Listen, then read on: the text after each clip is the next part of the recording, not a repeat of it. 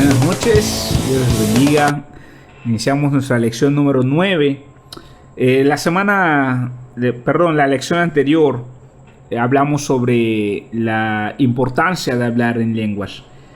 Y quiero tomarme esta lección para responder a algunas preguntas que generalmente hacemos sobre la llenura del Espíritu Santo. Son preguntas válidas, seguramente a muchos les causó muchas dudas la lección anterior y quiero tomarme este tiempo para responder las preguntas más comunes que surgen a raíz de la importancia de hablar en lenguas. Así que vamos a tratar de contestarlas. Vamos al texto sobre el cual estamos trabajando, Hechos capítulo 2, verso 4.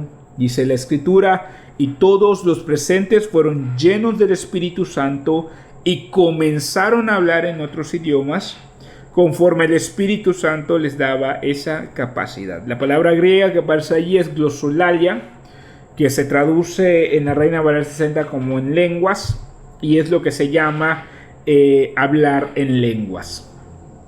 Dios prometió el don del Espíritu Santo a los creyentes. Sin embargo, para recibir su promesa necesitamos tomarla por fe.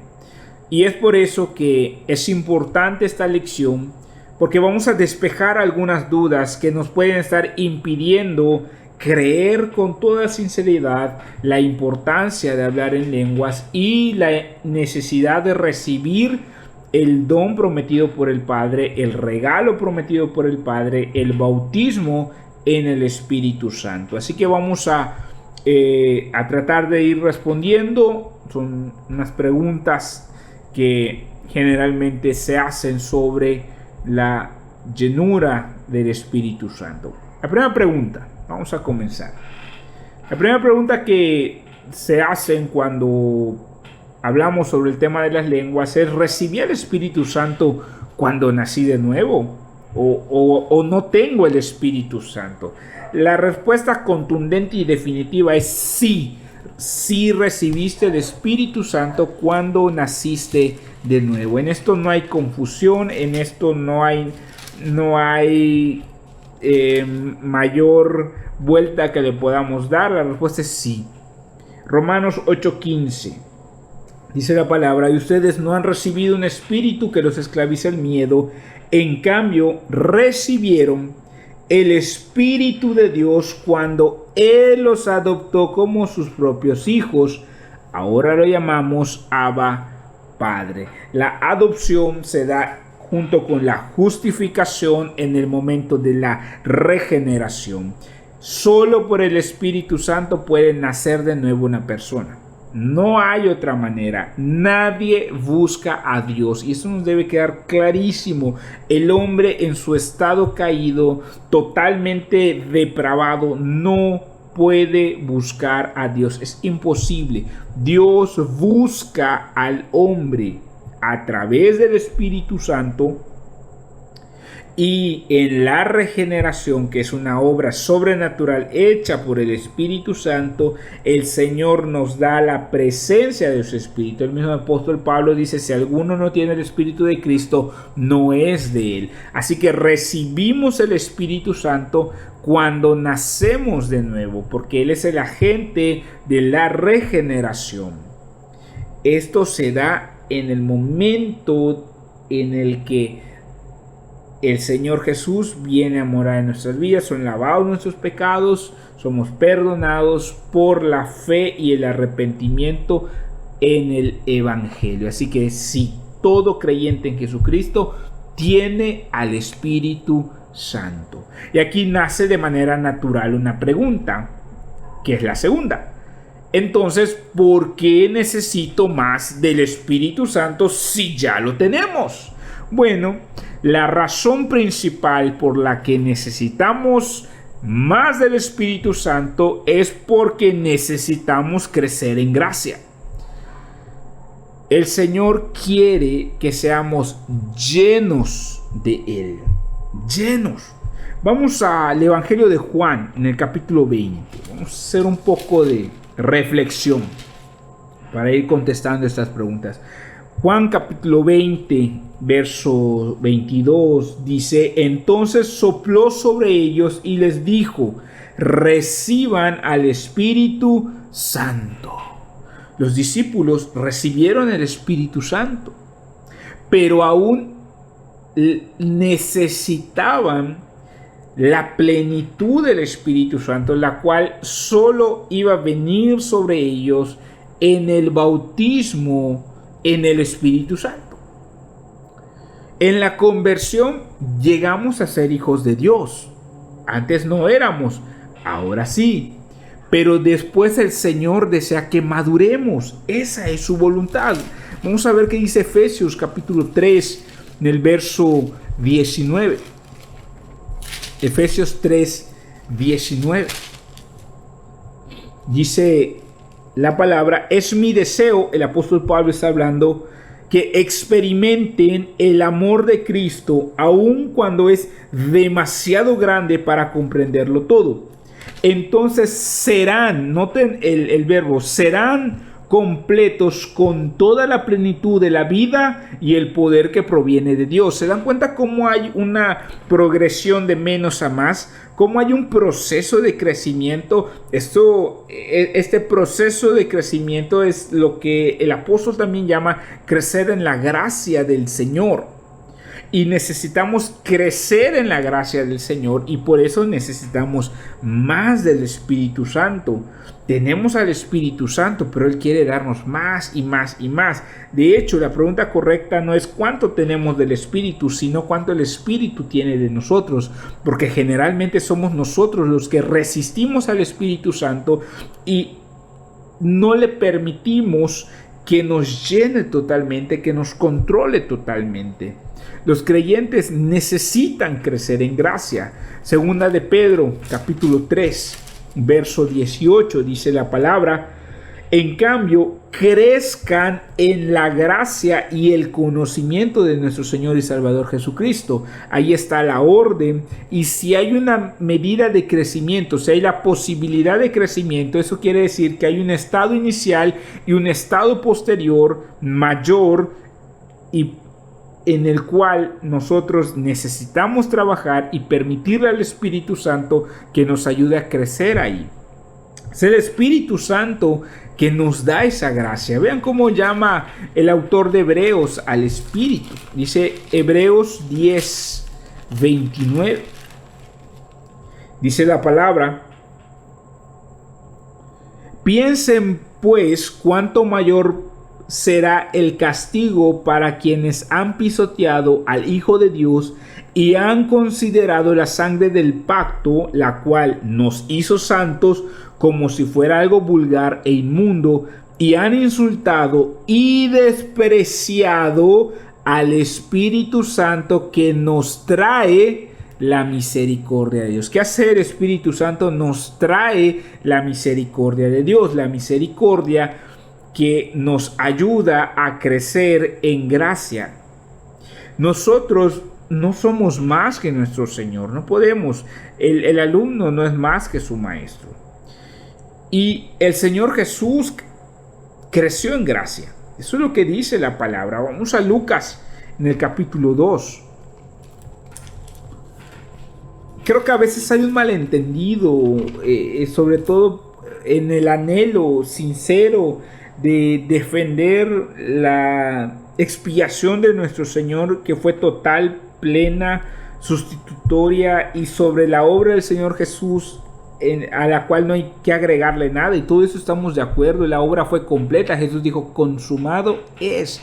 No hay nada más que hacer en la obra. La salvación le pertenece al Señor.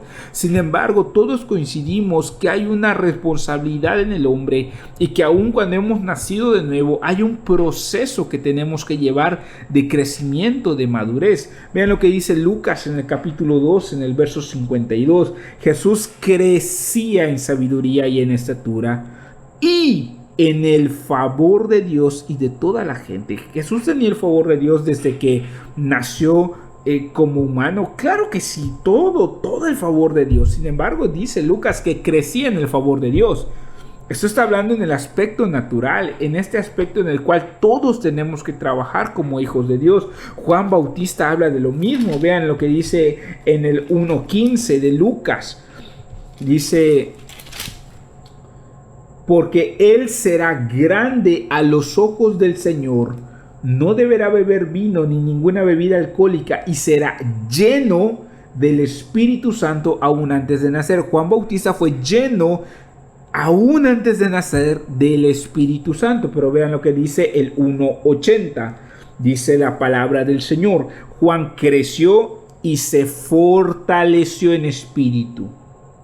Ahí está la fortaleza. Él ya estaba lleno, pero tenía que fortalecerse. Y ese proceso de fortaleza y de crecimiento en gracia es lo que hace que necesitemos más del Espíritu Santo. Recibimos el Espíritu Santo cuando nos convertimos, pero necesitamos buscar la plenitud del Espíritu. La primera llenura se llama bautismo en el Espíritu Santo. Cuando desciende el Espíritu Santo nos bautiza y somos llenos de Él. Pero después hay que seguir buscando diariamente ser llenos del Espíritu y debemos ser llenos con frecuencia. Vamos a Hechos capítulo 4 y quiero que vean lo que dice la Escritura sobre ser llenos. Hechos 4:31. Aquí está hablando sobre los creyentes que habían sido llenos en el día de Pentecostés y que ahora se encuentran en un tiempo de oración. Dice la palabra: después de esta oración, el lugar donde estaban reunidos tembló y todos fueron llenos del Espíritu Santo y predicaban con valentía la palabra de Dios. Es decir, que ellos habían sido llenos en el bautismo en el Espíritu Santo, pero volvieron a ser llenos después de esa oración. Y todo el libro de los Hechos nos muestra cómo los creyentes son llenos una y otra vez. ¿Por qué? Porque necesitamos de la plenitud del Espíritu y recargar nuestras fuerzas espirituales constantemente. Efesios 5:18 dice el apóstol Pablo: no se emborrachen con vino, porque eso les arruinará la vida. En cambio, sean llenos del Espíritu Santo. Y en el original griego, aquí el ser lleno habla de una acción que nosotros debemos tomar y debemos tomarla de manera activa, de manera intencional. La búsqueda del Espíritu Santo. La llenura del Espíritu Santo constante en nuestras vidas. Recordemos, necesitamos el bautismo del Espíritu Santo para que seamos llenos, tengamos la plenitud del Espíritu y a partir de ahí seguir buscando constantemente la llenura, constantes llenuras. Hay un bautismo en el Espíritu Santo, pero hay llenuras constantes que necesitamos. Muy bien, siguiente pregunta. Y esto deriva de un pasaje que está en Efesios, en el capítulo 4, verso 5. Dice Efesios, ahí un poquito atrás del pasaje que leímos, dice: hay un solo Señor, una sola fe, un solo bautismo. Y hay quienes dicen: ahí está, no hay dos bautismos, no hay bautismo en agua, hay bautismo en el Espíritu Santo, hay un solo bautismo. Así que la pregunta que hacen es: ¿enseña el Nuevo Testamento que hay un solo bautismo?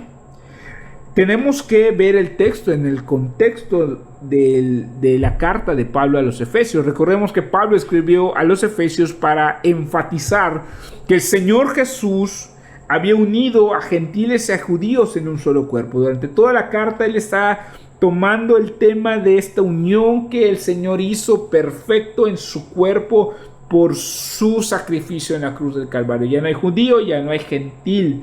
Ahora todos somos uno en Cristo. Hay un solo Dios para todos, hay un solo Señor para todos, hay una sola fe para todos, para gentiles y para judíos. Y de la misma manera hay un solo bautismo. No son bautismos diferentes, no es un bautismo para los gentiles, no es un bautismo para los judíos, es uno solo. Eso es lo que Pablo está diciendo aquí en Efesios. También es importante recordar y recalcar que la Biblia enseña que hay varios tipos de bautismos. Tenemos, por ejemplo, el bautismo de Juan con la señal de arrepentimiento. ¿Se acuerdan? En Lucas, en el capítulo 3 al 6. Vamos a Lucas rápidamente. Lucas 3 al 6 dice: entonces Juan fue de un lugar a otro por ambos lados del río Jordán, predicando que la gente debía ser bautizada para demostrar que se había arrepentido de sus pecados y vuelto a Dios para ser perdonada. Vamos a leer sobre el 3. Ahí está, el bautismo de Juan como señal de arrepentimiento. Ese es uno de los bautismos que aparece en el Nuevo Testamento. Está el bautismo en el cuerpo de Cristo para llegar a formar parte de la iglesia o el cuerpo del Señor. Ese aparece en 1 Corintios en el capítulo 12, más adelante. 1 Corintios 12, en el verso 13, dice la palabra: entre nosotros hay algunos que son judíos y otros que son gentiles, algunos son esclavos y otros son libres, pero todos fuimos bautizados en un solo cuerpo por un mismo espíritu y todos compartimos el mismo espíritu. Este es el bautismo en el cuerpo de Cristo, y este bautismo se da en el momento de la regeneración, en el momento de la conversión, cuando el Señor nos hace parte de su cuerpo y el Espíritu Santo nos sumerge en el cuerpo del Señor. Es el bautismo en el cuerpo de Cristo. Ese es otro tipo de bautismo. También tenemos el bautismo en agua como señal de convertirse en creyente, y ese está en Mateo 28, 18 al 20, en la Gran Comisión, donde el Señor manda que hagamos discípulos bautizándolos en el nombre del Padre, del Hijo y del Espíritu Santo. Otro bautismo que aparece en el Nuevo Testamento, pues es el bautismo en el Espíritu Santo, que da poder para ser testigos del Señor Jesús. Y este es el bautismo que el Señor comenta allá en el capítulo 1, versos 4 y 5. Vamos a regresar, capítulo 1, versículo 4 y 5 del libro de los Hechos. Dice la palabra: una vez mientras comía con ellos, les ordenó: no se vayan de Jerusalén hasta que el Padre les envíe el regalo que les prometió, tal como les dije antes. Juan bautizaba con agua, ahí está un bautismo, pero en unos cuantos días ustedes serán bautizados con el Espíritu Santo. En este momento los apóstoles eran creyentes en Jesucristo. En este momento los apóstoles habían puesto su fe en Jesús. Ellos habían adorado al Señor, habían recibido el Espíritu Santo, pero les faltaba el bautismo en el Espíritu Santo. Claramente es un evento, una experiencia posterior a la regeneración. Y hay otro tipo de bautismo también, que está en la sola potestad del Padre, y es el bautismo de sufrimiento, que identifica a los creyentes con el Señor. Y ese lo encontramos por ejemplo en Marcos. Vamos a Marcos en el capítulo 10, en el verso 38. Dice la palabra: Jesús les dijo: no saben lo que piden. ¿Acaso pueden beber de la copa amarga de sufrimiento que yo estoy a punto de beber? ¿Acaso pueden ser bautizados con el bautismo de sufrimiento con el cual yo tengo que ser bautizado? Algunas personas se identifican con el Señor en la soberanía de Dios a través de un sufrimiento muy profundo, y ese es otro tipo de bautismo que aparece aquí también en el Nuevo Testamento. Así que podemos ver que está el bautismo de Juan, el bautismo en el cuerpo de Cristo, el bautismo en agua, el bautismo en el Espíritu Santo, etc. Otra pregunta que nace cuando hablamos sobre el tema de las lenguas, y este va más allá de solo las lenguas, pero lo voy a puntualizar. Y alguien preguntará por allá: ¿sigue vigente el don de lenguas? ¿Está vigente? Y esta pregunta nace de una interpretación que se le da al texto de 1 Corintios capítulo 13, versos 8 al 12. 1 Corintios 13, versos 8 al 12. Dice la palabra del Señor: la profecía, el hablar en idiomas desconocidos y el conocimiento especial se volverán inútiles, pero el amor durará para siempre. Ahora nuestro conocimiento es parcial e incompleto, y aún el don de profecía revela solo una parte de todo el panorama. Sin embargo, cuando llegue el tiempo de la perfección, esas cosas parciales se volverán inútiles. Cuando yo era niño, hablaba, pensaba y razonaba como un niño. Pero cuando crecí dejé atrás las cosas de niño. Ahora vemos todo de manera imperfecta, como reflejos desconcertantes, pero luego veremos todo con perfecta claridad. Todo lo que ahora conozco es parcial e incompleto, pero luego conoceré todo por completo, tal como Dios ya me conoce a mí completamente. La Reina Valera 60 dice: cuando llegue lo perfecto. Y aquí Pablo está comparando el ahora y el después. Actualmente tenemos gran necesidad porque vemos parcialmente. Pero cuando el Señor Jesús regrese, entonces ya no vamos a tener la necesidad que tenemos hoy. Eso es lo que Pablo está diciendo aquí. Aquí el apóstol Pablo no está hablando de la Biblia, como algunos dicen.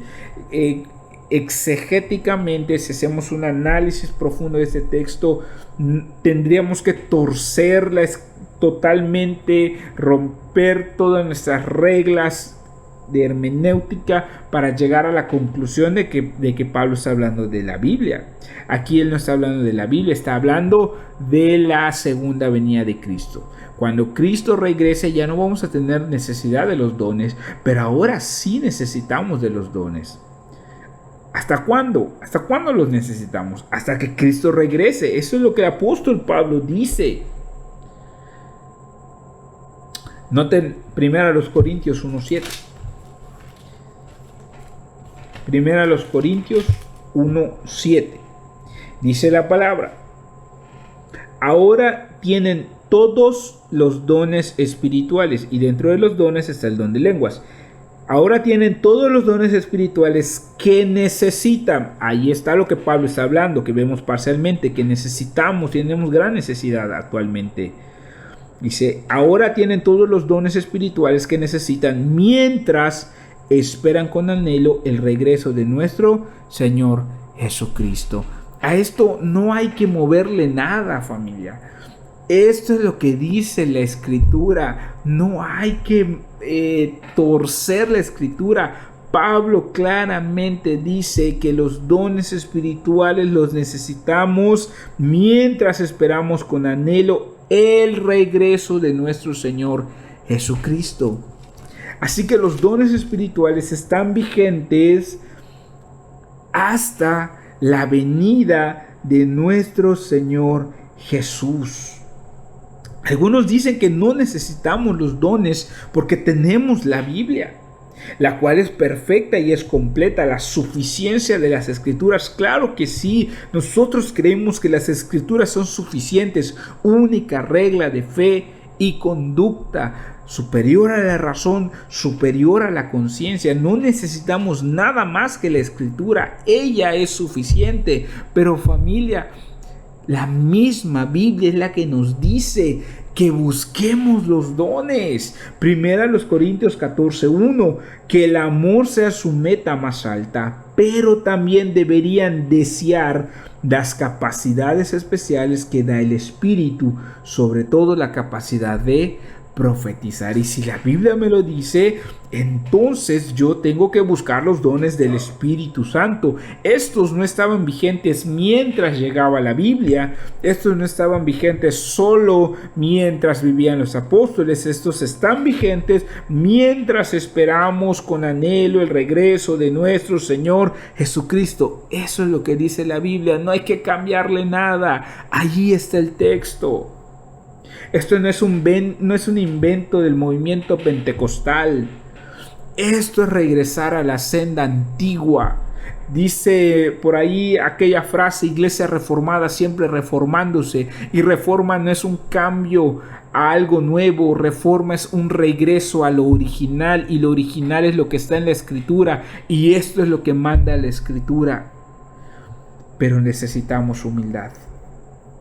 desechar nuestro orgullo intelectual y humillarnos delante de Dios para que podamos experimentar lo que Dios tiene para nosotros. Otra pregunta que viene es: ¿Dios da a cada creyente el don de lenguas cuando recibe la plenitud del Espíritu Santo? O sea, es decir, cuando soy bautizado en el Espíritu Santo, ¿Dios me da el don de lenguas? Vamos a ver qué dice 1 Corintios 12, 27 al 31, porque de ahí deriva esta pregunta que algunos dicen no necesariamente tienes que hablar en lenguas, porque la Biblia dice que no todos hablan lenguas. Yo he escuchado mucho ese argumento y bueno, necesitaríamos muchas más clases para poder conversar al respecto, pero les quiero hacer unos comentarios de este texto. 1 Corintios 12, 27 dice: todos ustedes en conjunto, noten la palabra conjunto, son el cuerpo de Cristo y cada uno de ustedes es parte de ese cuerpo. A continuación, hay algunas de las partes que Dios ha designado para la iglesia. Noten nuevamente allí la expresión del apóstol. En primer lugar, los apóstoles. En segundo lugar, los profetas. En tercer lugar, los maestros. Luego, los que hacen milagros, los que tienen el don de sanidad, los que pueden ayudar a otros, los que tienen el don de liderazgo, los que hablan en idiomas desconocidos. ¿Acaso somos todos apóstoles? ¿Somos todos profetas? ¿Somos todos maestros? ¿Tenemos todos el poder de hacer milagros? Verso 30. ¿Tenemos todos el don de sanidad? ¿Tenemos todos la capacidad de hablar en idiomas desconocidos? ¿Tenemos todos la capacidad de interpretar idiomas desconocidos? Por supuesto que no. Aquí Pablo está haciendo estas preguntas esperando la respuesta concluyente, que es no. ¿Hablan todos lenguas?, dice el apóstol Pablo aquí. No, la respuesta es no, no y no. Dios da diferentes dones a cada creyente. De esta lista podemos observar los dones que están aquí claramente establecidos. La respuesta es no. ¿Son todos maestros? No. ¿Hablan todos lenguas? No, esa es la respuesta. Ahora bien, yo le hago una pregunta. ¿Son todos maestros? No. ¿Todos enseñamos? Claro que sí, de alguna manera u otra. ¿Los papás enseñan a los niños en casa? Sí. ¿Todos oramos cuando hay alguien enfermo? Sí. Y Dios responde la oración. Entonces, ¿qué está pasando aquí? Tenemos que entender 1 Corintios 12, 27 al 31 dentro del contexto de lo que Pablo está hablando, porque si no vamos a cometer errores terribles en la interpretación del texto. De esta lista podemos observar que muchas cosas las pueden hacer todos los creyentes en privado o en otras esferas de la vida, diferente a la esfera a la que Pablo se está refiriendo aquí. ¿Y a qué esfera se está refiriendo Pablo? Se está refiriendo a la esfera del culto público. Él habla de las instrucciones para la adoración en público desde el capítulo 11 y está siguiendo esta misma temática, pasa por el orden de la cena del Señor y entonces entra el tema de los dones espirituales en la iglesia, cómo se deben usar en la iglesia para edificación de la iglesia. Y es en este contexto que no todos tienen el don de lenguas, que es un don específico para hablar en lenguas desconocidas que sean interpretadas para edificación de la iglesia de manera pública. Pero todos recibimos la capacidad de orar en lenguas cuando somos bautizados en el Espíritu Santo. Eso es lo que está sucediendo acá. Cuando tengamos el estudio sobre 1 Corintios ya abordaremos más de lleno este pasaje. Pero déjame hacer un comentario más. De los 523 millones de pentecostales alrededor del mundo, pocos tienen el don de lenguas para uso en el culto público, para edificación de la iglesia en el culto público. De hecho, dice el apóstol que el que tiene ese don que pida interpretación de lenguas para edificar a la iglesia. Pero la gran mayoría, y de hecho, todos los que han sido bautizados en el Espíritu Santo tienen la capacidad para orar en lenguas al Señor. Así que aquí quiero dejar claro esto. Viene otra pregunta. ¿Es mejor buscar el amor en vez de los dones? Porque el apóstol Pablo dice que procuremos el amor, ¿no?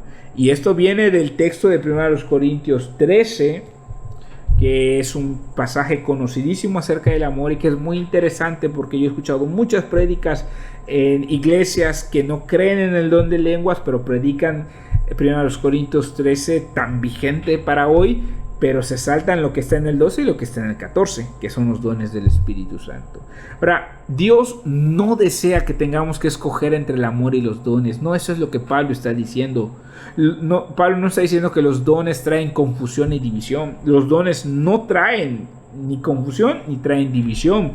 Es la falta de amor la que causa esto. 1 Corintios 13:3.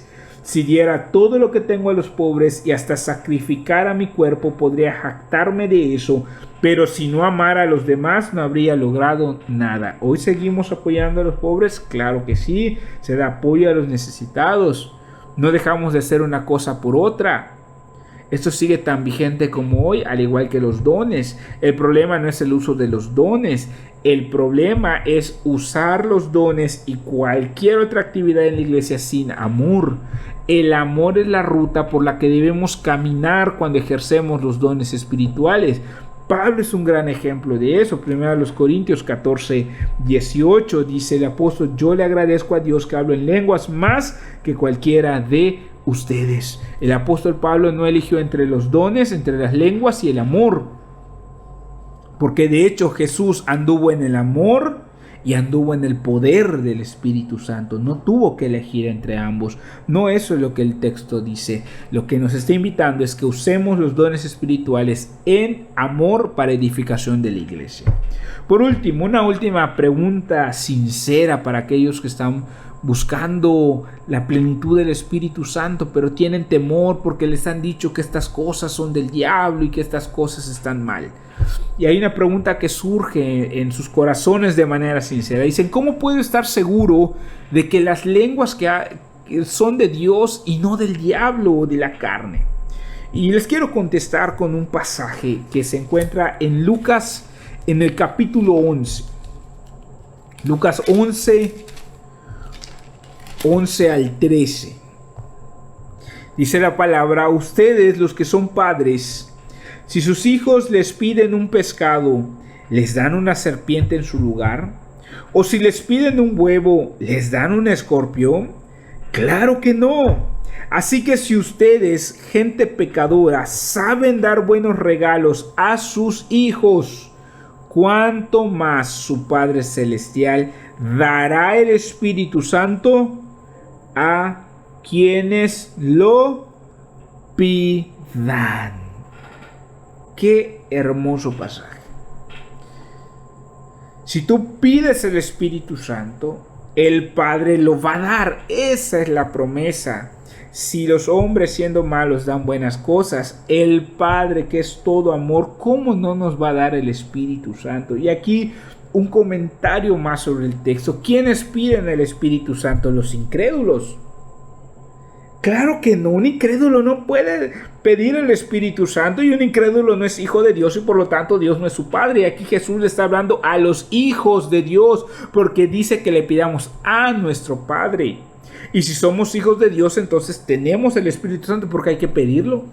Bueno, porque aquí se está refiriendo a la plenitud del Espíritu Santo, al bautismo en el Espíritu Santo. Tú eres hijo de Dios y como hijo de Dios pides al Padre que te bautice en el Espíritu Santo, la promesa del Padre, y Él ha prometido que si tú se lo pides, Él te lo va a dar. Entonces los que buscan a Dios encuentran a Dios, no encuentran al diablo. Eso no se encuentra en la Biblia de ninguna manera. Nadie que busque a Dios va a encontrar al diablo si se le busca de manera sincera. Busca a Dios y lo vas a encontrar. versos 9 y 10 del capítulo 11 de Lucas. Con esto termino. Así que les digo, sigan pidiendo y recibirán lo que piden. Sigan buscando y encontrarán. Sigan llamando y la puerta se les abrirá. Pues todo el que pide recibe, todo el que busca encuentra, y todo el que llama se le abrirá la puerta. Familia, amigos, si ustedes aún no han sido bautizados en el Espíritu Santo, la invitación es que pidan al Padre el don prometido y Él les dará el Espíritu Santo y los llenará con la plenitud que Él tiene para nosotros.